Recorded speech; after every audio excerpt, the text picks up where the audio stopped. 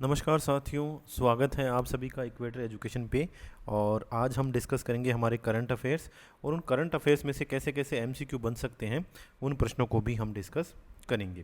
तो चलिए शुरुआत करते हैं। आज की डेट है 1 जून 2024 और हम शुरुआत करेंगे हमारे करंट अफेयर्स को। तो हम देखेंगे दोनों न्यूज़पेपर्स के फ्रंट पेज के ऊपर कौन कौन सी खबरें हैं जो हमारे लिए इम्पोर्टेंट है। देखिए, बहुत लंबे समय से और लगभग 2 महीने से जो पूरा पोलिंग प्रोसेस हमारे देश में चल रहा था लोकसभा का, उसकी आज उस पोलिंग प्रोसेस आज ख़त्म हो जाएगा।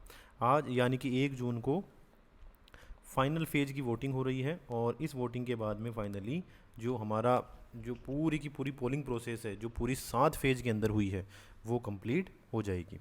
ठीक है। उसके बाद में देखिए एक और इम्पोर्टेंट आर्टिकल है कि जो यूएसए के एक्स प्रेसिडेंट हैं, जो यूएसए के एक्स प्रेसिडेंट हैं, उन्हें फेलोनी क्राइम फेलोनी क्राइम का कन्विक्ट घोषित कर दिया गया है। अब देखो, फेलोनी क्राइम क्या होता है। जो यूएसए के अंदर जो जघन्य अपराध होते हैं ना, उनको कहते हैं फेलोनी क्राइम, और इनमें कम से कम जो सज़ा होती है वो होती है 1 साल की। ठीक है। तो फेलोनी क्राइम का मतलब होता है यूएसए के अंदर होने वाले ऐसे क्राइम जिनके लिए न्यूनतम सज़ा 1 साल होती है और जो जघन्य प्रकृति के होते हैं।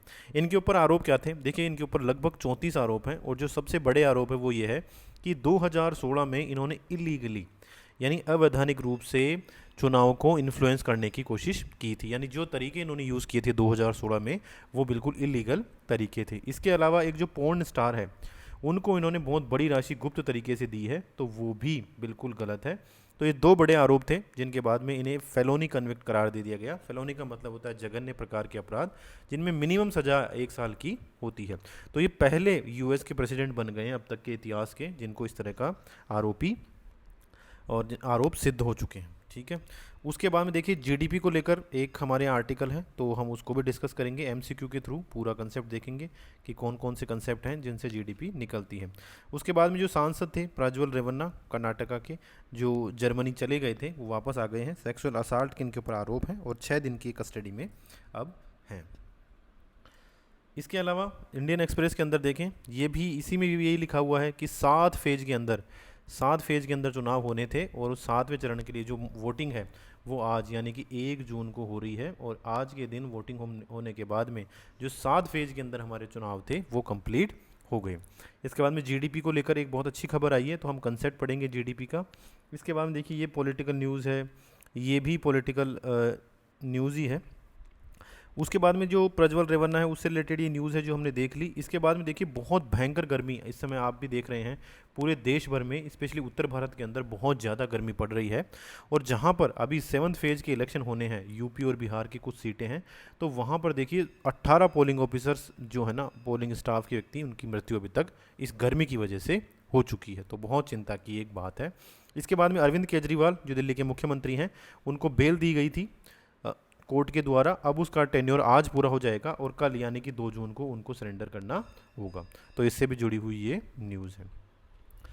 अब देखिए, एक ये न्यूज़ आई थी कि भाई देखो, जो फिजिकल डेफिसिट है ना भारत का, वो अब कम हो रहा है और वो कम तेज़ी से हो रहा है। अब देखो, अब इससे जुड़ा हुआ हम एमसीक्यू देखेंगे और उसमें देखेंगे कि फिजिकल डेफिसिट से जुड़ा हुआ कैसा कैसा प्रश्न हमारे एग्ज़ाम में आ सकता है, और उसके बाद में हम समझेंगे भी कि वास्तव में ये राजकोषीय घाटा या फिजिकल डेफिसिट होता क्या है। देखो, राजकोषीय घाटे के संबंध में निम्नलिखित कथनों पर विचार करें। राजकोषीय घाटा सरकार की कुल उधार आवश्यकताओं को दर्शाता है। ठीक है, आपको इसको बताना ये सही है गलत है। उसके बाद में उच्च राजकोषीय घाटा हमेशा अर्थव्यवस्था में उच्च मुद्रास्फीति की ओर ले जाता है। अब आपको ये बताना ही इन दोनों में से कौन सा कथन सही है। केवल एक सही है, केवल दो सही है, एक और दो दोनों सही है और दोनों ही गलत है। तो देखिए, इसका जवाब हमें देना है। तो सबसे पहले तो हम ये देखेंगे कि राजकोषीय घाटा आखिरकार होता क्या है। ठीक है, राजकोषीय घाटा आखिरकार होता क्या है। देखिए, राजकोषीय घाटा निकालना बहुत आसान है। तो सबसे पहले घाटे का मतलब क्या है? घाटे का मतलब है कि सरकार की आय तो कम हो गई और खर्चे ज़्यादा हो गए। तो सबसे पहले देखो, हम 2 बॉक्स बना लेते हैं और उन बॉक्स के हिसाब से हम इसे आराम से समझ लेंगे। देखो, यहाँ पर हम लिख लेते हैं राजकोषीय घाटा। या फिस्कल डेफिसिट। देखिए इस साइड में तो आपको रखना है सारे के सारे खर्च जो सरकार के खर्च होते हैं, और आपको पता भी होगा खर्च दो प्रकार के होते हैं, राजस्व खर्च और पूंजीगत खर्च। ठीक है, अब घाटा आपको पता है कब होता है, जब हमारे खर्चे ज़्यादा हो जाएं और हमारी आय कम हो जाए। तो यहाँ पर हमें रखना है राजस्व आय। ठीक है, और यहाँ पर हमें रखना है पूंजीगत आय। पूंजीगत आय। लेकिन क्या करती है सरकार, क्या करती है बहुत सी बार क्या करती है, या तो जनता से उधार ले लेती है, या जो अलग अलग इंस्टीट्यूशन है जैसे आरबीआई हो गया, या अंतर्राष्ट्रीय स्तर पर आईएमएफ और वर्ल्ड बैंक हो गया, वहाँ से भी सरकार उधार ले लेती है। सरकार जनता से उधार ले लेती है, सरकार इंस्टीट्यूशन से उधार ले लेती है।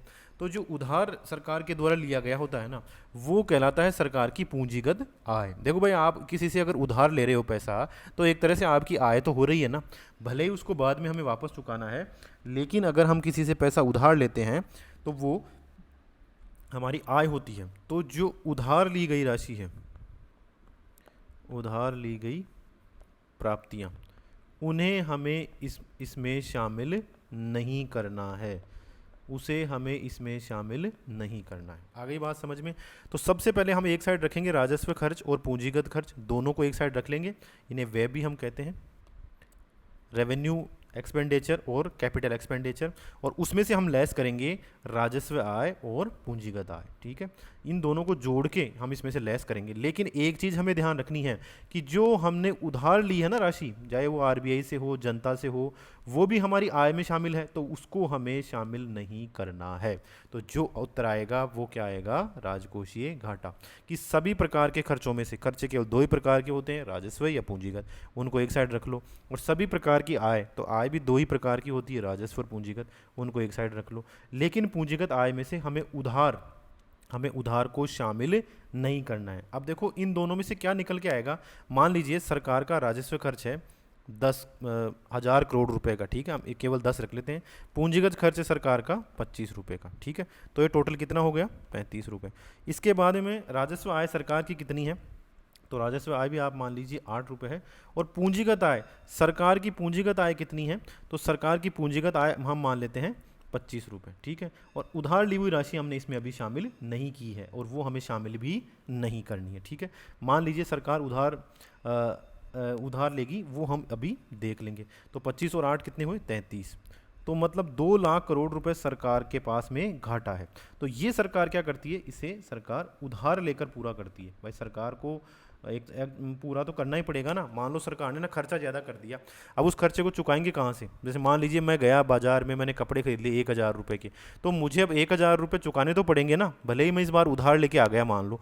तो मेरी आय मैं देखूंगा कि भाई मेरे बैंक के अंदर कुछ रुपए पड़े हैं, मेरे पास सेविंग कुछ रुपए पड़े हैं, और बाकी अगर मेरे पास कम पड़ गए तो मुझे किसी से उधार लेकर देना पड़ेगा ना। तो एक तरह से जो राजकोषीय घाटा है वो ये बताता है कि भाई सरकार को कितना उधार लेना है, क्योंकि हमने उधार को इसमें शामिल नहीं किया। तो एग्जैक्टली जो नंबर आएगा यहाँ पर वो आएगा सरकार को कितना उधार लेना है, और वो ही कहलाता है राजकोषीय घाटा। यानी ऐसा घाटा जो सरकार को उधार लेकर पूरा करना पड़ेगा, या उधार लेकर सरकार को जो चुकाना पड़ेगा, उसे हम कहते हैं राजकोषीय घाटा। अब आप वापस चलो प्रश्न के ऊपर। देखो, राजकोषीय घाटा सरकार की कुल उधार आवश्यकताओं को दर्शाता है, ये है बिल्कुल सही। आगे बात समझ में। और देखिए जब भी हम एमसीक्यू सोल्व करते हैं ना, तो उसमें कोई एक्सट्रीम स्टेटमेंट आता है, बहुत ही एक्सट्रीम, कि भाई यही होगा या ये नहीं होगा, तो इस तरह की स्टेटमेंट अक्सर गलत हो जाती है। अब देखो इसमें क्या लिखा हुआ है, उच्च राजकोषीय घाटा हमेशा अर्थव्यवस्था में उच्च मुद्रास्फीति लेकर आता है। तो ये कथन बिल्कुल गलत है। हमेशा उच्च मुद्रास्फीति नहीं लेकर आता है। ये घाटा कभी कभार प्रोडक्टिव भी होता है, ठीक है, मुद्रास्फीति नहीं लाता। मान लीजिए किसी देश में मंदी चल रही है, मंदी का मतलब वहाँ आर्थिक गतिविधियाँ बहुत कमज़ोर है, तो सरकार वहाँ बहुत ज़्यादा खर्चा करती है, और खर्चा करेगी तो सरकार का राजकोषीय घाटा है ना, फिस्कल डेफिसिट, वो भी बढ़ जाएगा। और वो बढ़ने के बाद में, खर्चा बढ़ने के बाद में, फिस्कल डेफिसिट बढ़ने के बाद में वहाँ मुद्रास्फीति नहीं आएगी, बल्कि वहाँ पर आर्थिक गतिविधियाँ तेज हो जाएंगी। तो हम ये कह सकते हैं कि पहला तो सही है और दूसरा गलत है, यानी जो कथन है वो केवल और केवल ए, यानी कि इसका उत्तर होगा ए। तो ठीक है, आप इसको देख सकते हैं और पूरी एक्सप्लेनेशन है, और ये एक्सप्लेनेशन आपके एक तरह से नोट्स की तरह ही काम में आ जाएगी। मैं पीडीएफ डाल दूंगा, टेलीग्राम चैनल है इक्वेटर एजुकेशन, वहाँ पर आप टेलीग्राम चैनल को ज्वाइन करें, वहाँ पर आपको ये पीडीएफ मिल जाएगी। ठीक है, इसमें लिखा हुआ भी है कुल आय और कुल व्यय के मध्य के अंतर को दर्शाता है, और सरकार को अपने खर्चों को पूरा करने के लिए कितना उधार लेना है ये भी हमें फिस्कल डेफिसिट के माध्यम से पता चल जाता है। और इसमें लिखा हुआ भी है राजकोषीय घाटा अत्यधिक धन आपूर्ति की स्थिति में मुद्रास्फीति को बढ़ा सकता है, कभी कभार बढ़ा सकता है, हमेशा ये नहीं बढ़ाता। ठीक है, इसके बाद में देखिए राजकोषीय घाटे से जुड़ा हुआ ही हम एक और सवाल देख लेते हैं, वो क्या है। तो अगर आपके राजकोषीय घाटा समझ में आ गया ना, तो ये भी समझ में आ जाएगा। देखो भाई, आराम से ध्यान देके देखें, राजकोषीय घाटे को कम करने के लिए निम्नलिखित में से कौन से उपाय किए जा सकते हैं। देखो, सरकार का घाटा हो गया, अब वो उपाय करो जिससे सरकार की आय बढ़ जाए या खर्चे कम हो जाएं। सीधी सी बात है, आप देखो भाई, आपका घाटा हो गया, मान लो आपका घाटा हो गया, अब घाटे को कम कैसे करोगे, या तो आप अपनी आय बढ़ा लो, समझ में आ गई, जहाँ मेरी कमाई 1000 रुपये थी मैं उसको बढ़ा लेता हूँ, या मेरे खर्चे कम कर लो, तो दोनों ही तरीके से हमारे घाटे की पूर्ति हो जाएगी। तो देखो, राजकोषीय घाटे को कम करने के लिए कौन कौन से उपाय किए जा सकते हैं। करों में वृद्धि, हाँ, अगर सरकार करों में वृद्धि करेगी तो सरकार की आय बढ़ जाएगी और घाटे कम होंगे।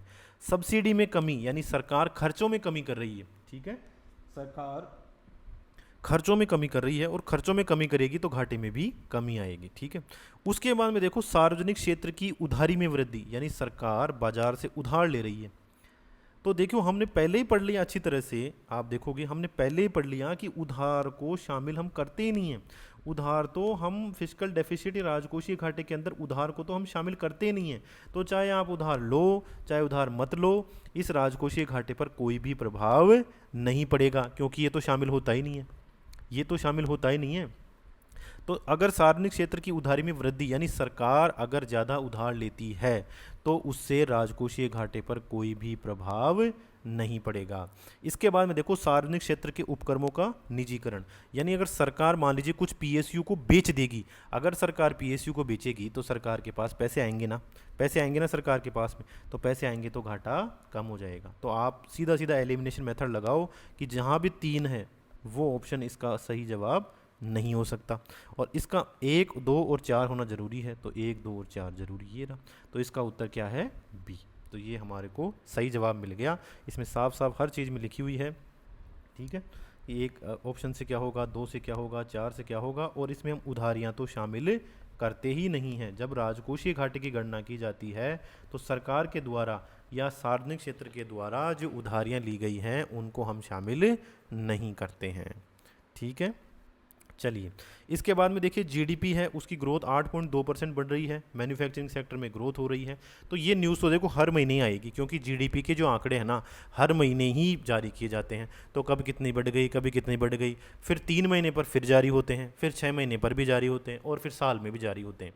तो ये मान लो हर महीने जीडीपी के आंकड़े जारी होते हैं, और वो बार बार हमारे सामने आ जाता है कि जीडीपी ये ऐसे, जीडीपी ऐसे, जीडीपी ऐसे, जीडीपी ऐसे। तो हमें तो ये ध्यान रखना है आखिरकार जीडीपी होती क्या है।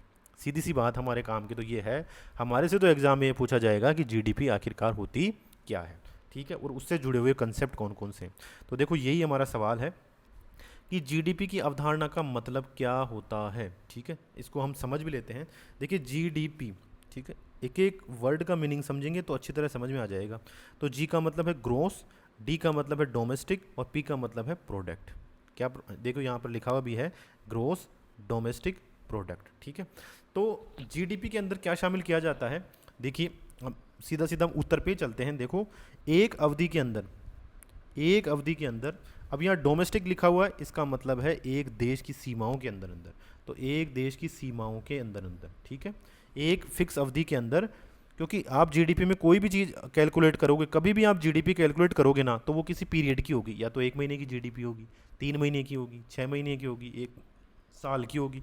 तो एक निर्दिष्ट अवधि के अंदर, फिर इसका नाम पढ़ो डोमेस्टिक, यानी एक देश की सीमाओं में। ठीक है, और प्रोडक्ट, प्रोडक्ट का मतलब क्या होता है, प्रोडक्ट का मतलब होता है वस्तु और सेवा। ठीक है, प्रोडक्ट का मतलब क्या होता है, वस्तु और सेवा। तो एक देश के भीतर, वापस से इसी जीडीपी की फुल फॉर्म में ही इसका अर्थ भी छुपा हुआ है, एक देश के भीतर वस्तुओं और सेवाओं का उत्पादन कितना हो रहा है, वो कहलाता है जीडीपी। आगे बात समझ में। एक देश में डोमेस्टिक का मतलब क्या है, देखिए आप भी देखते हो जब फ्लाइट जाती है, कोई भी फ्लाइट होती है, दो तरह की फ्लाइट होती है। एक तो डोमेस्टिक फ्लाइट।